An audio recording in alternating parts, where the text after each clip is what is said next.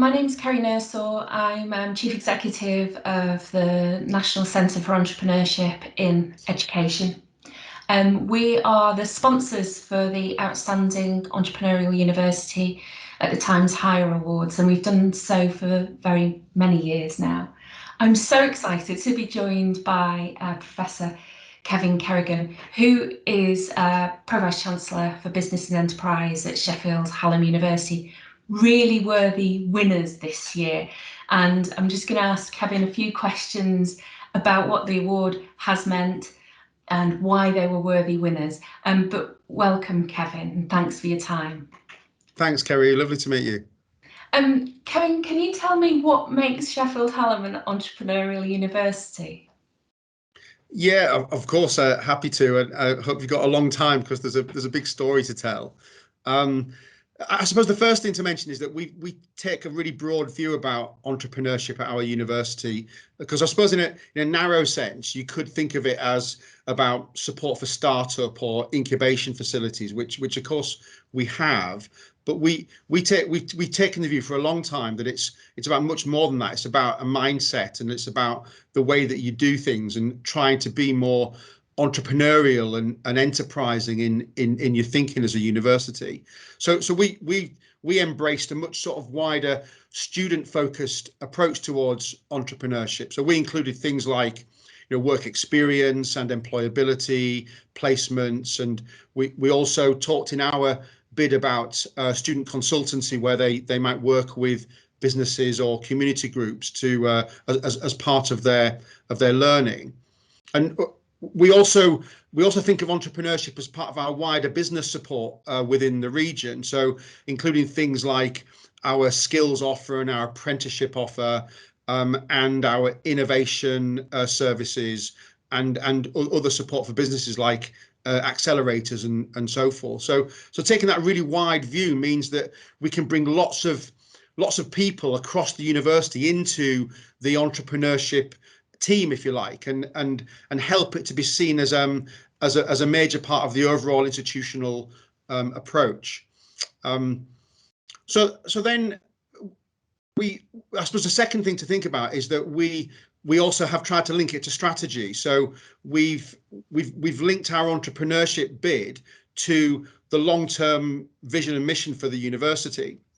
And Sheffield Hallam University wants to be a world-leading applied university, and so the idea of entrepreneurship fits really well with that. And so we developed sort of 3-year plans for big strategic projects that would promote the idea of entrepreneurship and enterprise right across the university, and then coupling that with leadership and outlook. So we built quite a sizable team under my leadership into each of the departments in the university, so that they felt more willing to take risks, to be innovative, to think differently, or to try to think differently about the way that they deliver their programs.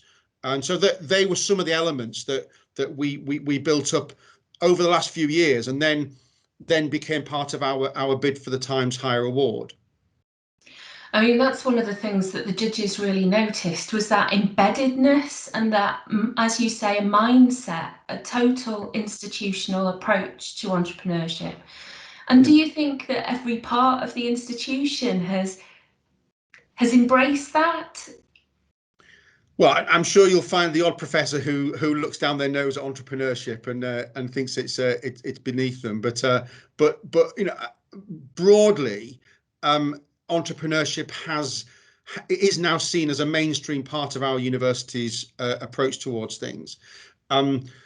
Particularly, I think the key to it has been the idea of enabling students to try to stand out from the crowd in a competitive jobs marketplace, and this idea that being entrepreneurial, being an entrepreneurial university, it is about helping students to get on, helping students to get great jobs, building their ambitions and their confidence. I mean, our university takes a huge proportion of its students from disadvantaged backgrounds, and therefore those students need the help and support of the university to be able to think more broadly geographically, and also to raise their ambitions. And I think that the idea of entrepreneurship has been a really good part of that, because you can hone in on human stories about how somebody has, maybe come from a challenging background, but then developed a great idea, and then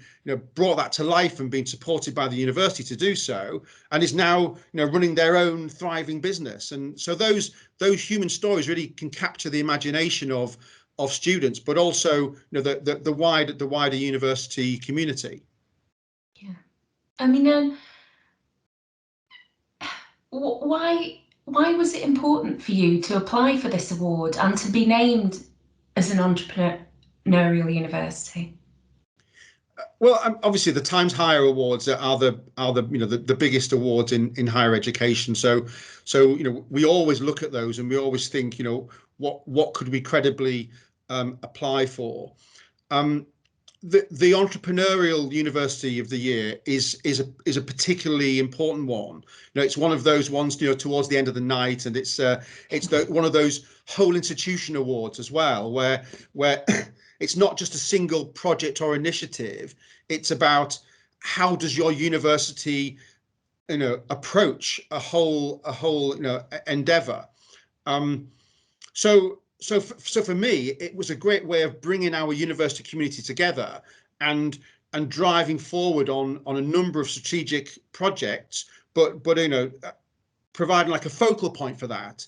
And then, of course, getting an award like this and beating really impressive opposition is a really great sort of external validation of your efforts. So it just felt the right type of award for us to go for. It was addressing a lot of the issues that we wanted to do anyway, and we were doing anyway.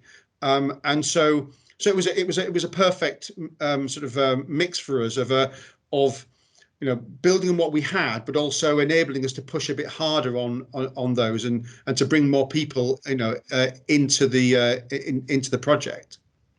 So how has it felt for you and the team winning this award? Yeah, really great. Although I've got to say, personally, just before the awards ceremony in London, I came down with COVID. So when we won it, I was actually in my bed at home, and I got a call, I don't know, about midnight, and I was a bit groggy, and there was just loads of screaming down the phone at me saying, "We won, we won!"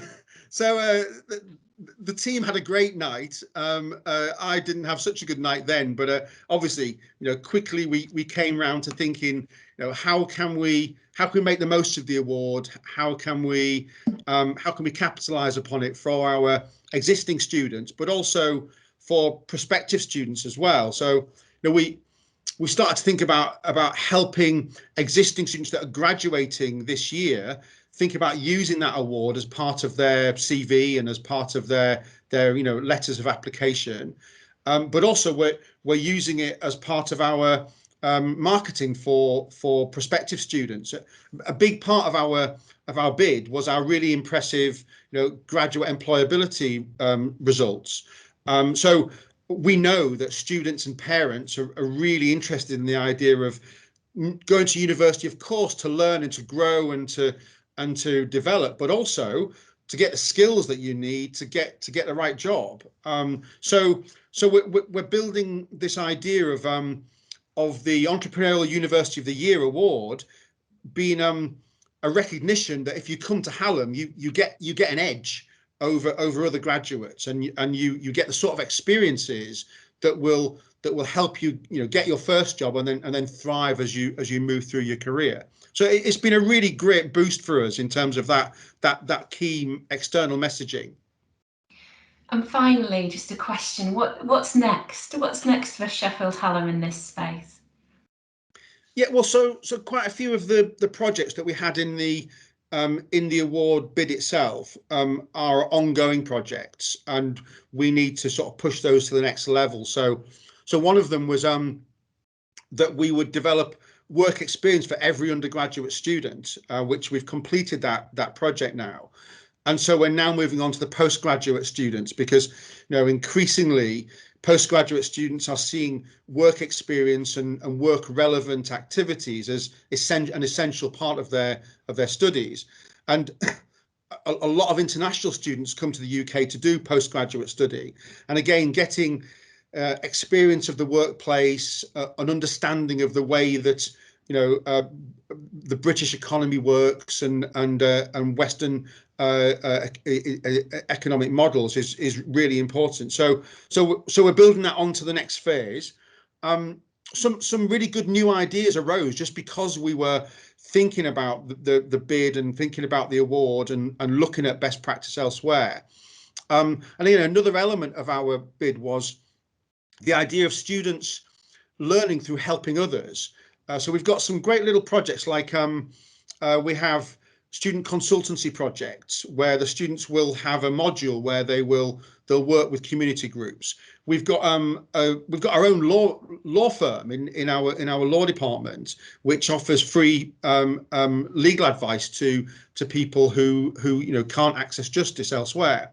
And so the new idea that's emerged from this is that wouldn't it be great to have that type of project in every department, so that you've got a physio clinic, you've got a digital clinic, you have a planning clinic, you've got all sorts of students working with businesses or community groups to help solve their problems, but then learning great industry relevant skills and behaviors at the same time. So that's another thing that's come out of the work for us. So we'll be pushing on those ideas, but also hopefully working with other institutions to help embed this idea of entrepreneurship and enterprise as this mainstream activity of universities, and linked to university civic missions. There's more than 100 universities have signed up to the Civic University Network,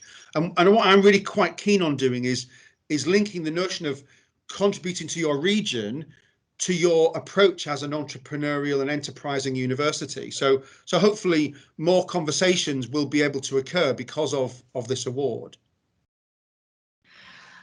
Kevin, that's been brilliant. Thank you ever so much. And I'm sure this conversation will not end there. And as NCEE, we'll be talking to you more and publishing more about what you're doing.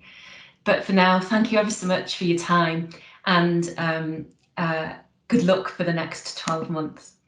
Thanks, Ceri. Lovely to see you. Bye-bye.